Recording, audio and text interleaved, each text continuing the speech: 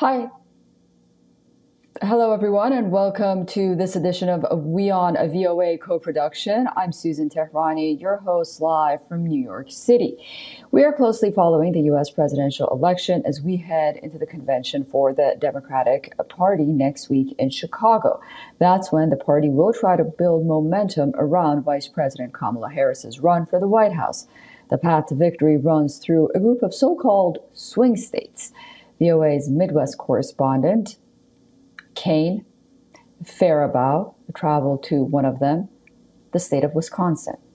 He looks at what's motivating voters as campaigning in the state ramps up. When VOA met Wisconsin restaurant owner Gonzalo Perez in 2017, he expected a big boost in business. It's my lottery ticket. That's because Taiwanese company Foxconn planned to build a massive flat-screen manufacturing facility not far away. Employing as many as 13,000 workers, Perez thought might frequent his restaurant. But Perez's dreams and Foxconn's plans didn't meet reality. Today, Foxconn's scaled-back southern Wisconsin facility employs fewer than 1,000 people. The promise never was done. Instead of a busy restaurant filled with customers, Perez is dealing with empty tables, staff shortages, and rising costs due to inflation. The economy is really bad for us. I think that the real key when people go to vote in many cases is how do I deal with rising costs? Bob Whitkey is a Republican representative in Wisconsin's State Assembly, whose current district is near both Perez's restaurant and the Foxconn facility.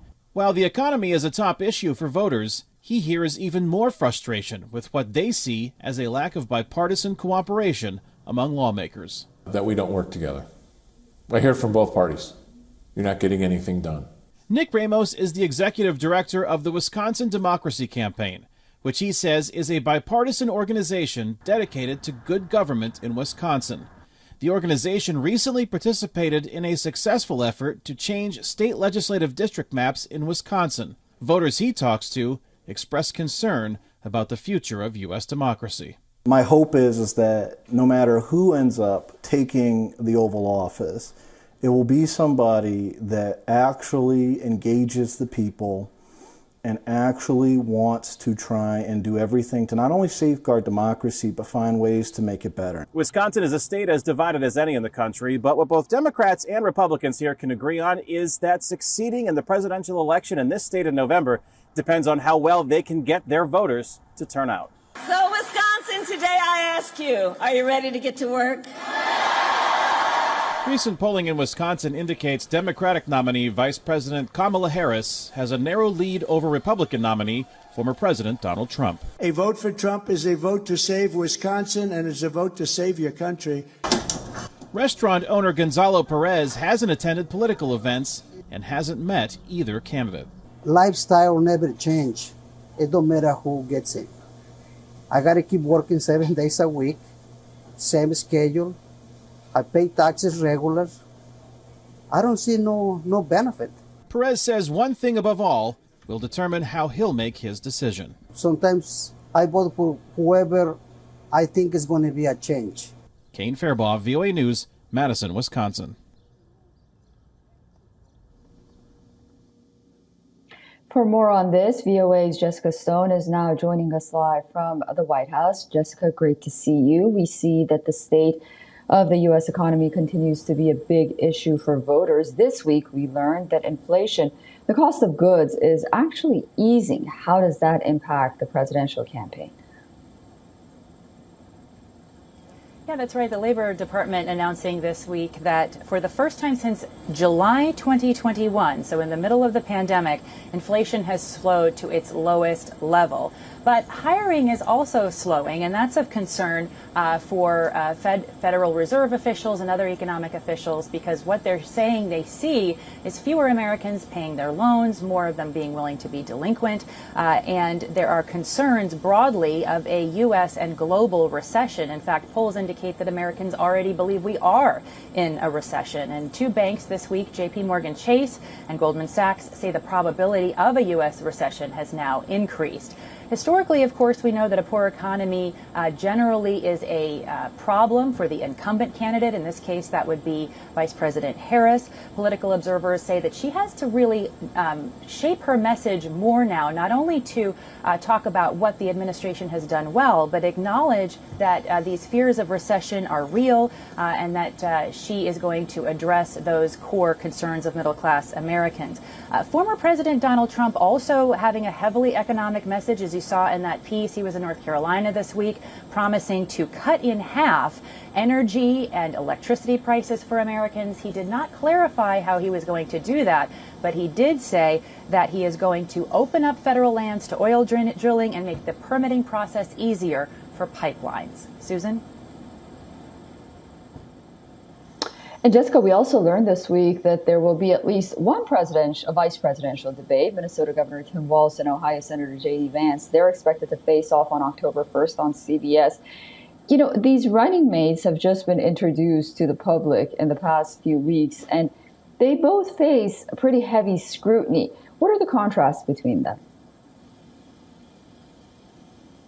Well, and I should say that just today there was an ABC Ipsos poll released which shows Walz slightly ahead of J.D. Vance in terms of popularity with the American public. But we also know that political observers say the selection of a running mate, while it may not dictate who wins the election in November, does tell us something about the priorities of the top of the ticket, the presidential candidate. And we have several contrasts between these two men. Of course, they're from different generations. Governor Tim Walz of Minnesota is in his 60s. He has adult children.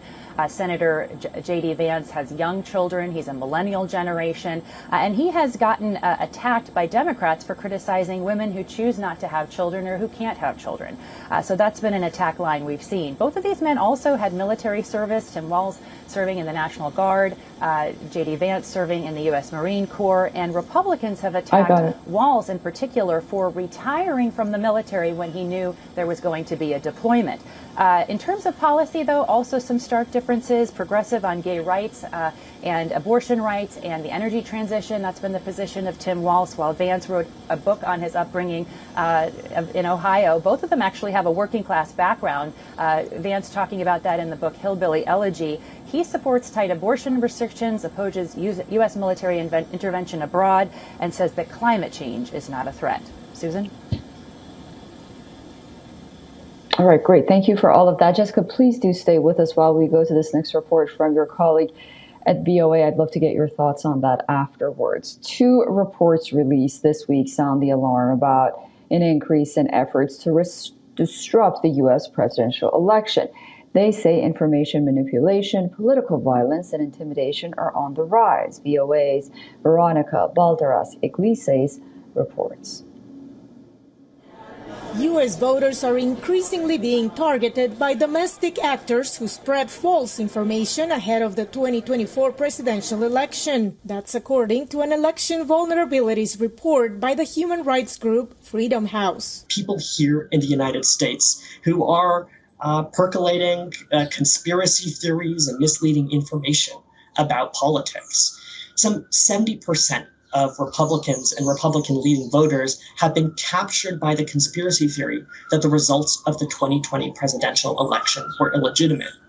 Now, ahead of 2024, we've seen that narrative already emerging and dominant. There's also a rise in online intimidation and harassment of election officials, as well as political violence, the researcher notes. We've seen political candidates experiencing direct attacks, including, of course, the assassination attempt against former President Trump.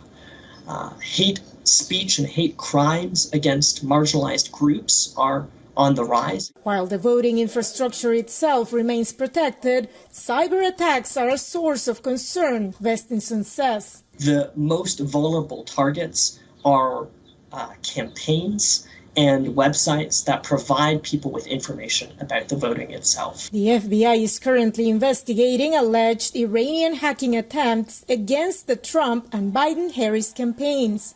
A second report from the cybersecurity company Recorded Future finds an increase in malign influence operations by Iran, Russia, and China. They include the use of artificial intelligence to develop inauthentic articles that are then posted on fake news websites that look like mainstream media. To introduce bias within the content that has a political slant or a political leaning in a specific direction based on the corresponding government's geopolitical objectives and how those geopolitical objectives correspond to their best interests with which candidate ends up winning the election. How effective are those efforts? At this point, we have no hard data to suggest that these operations have historically actually impacted the results of the election. U.S. voters are nonetheless encouraged to remain vigilant and wary of grammatical or spelling mistakes found in the articles and website domains they come across, which could give away the impersonation attempt.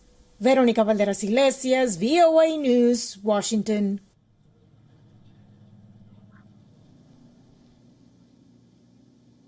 All right, VOA's Jessica Stone is still with us. Jessica, last week, the Trump campaign announced that it was hacked. What do we know about this incident?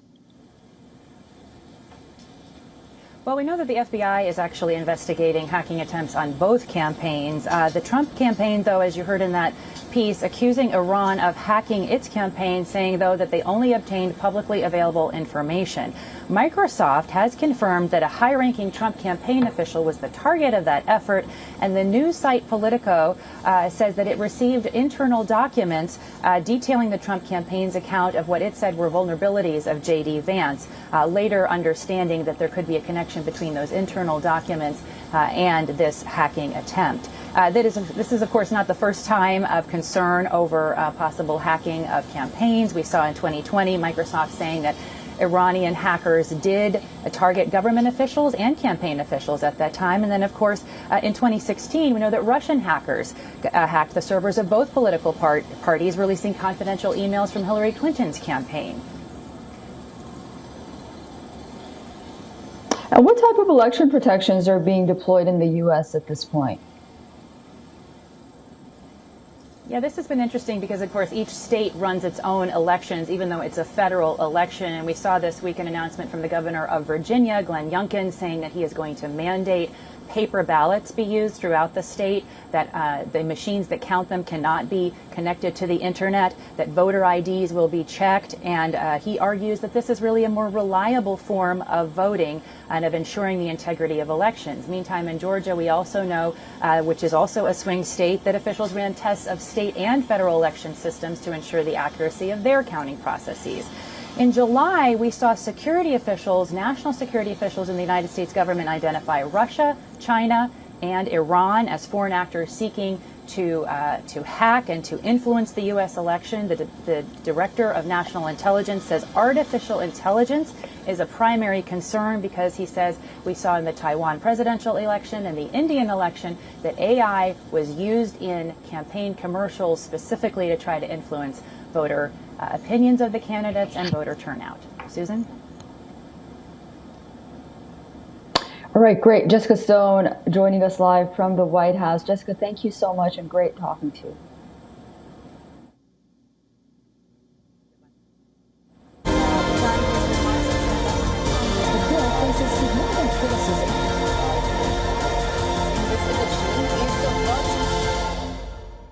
For all the latest news, download the WION app and subscribe to our YouTube channel.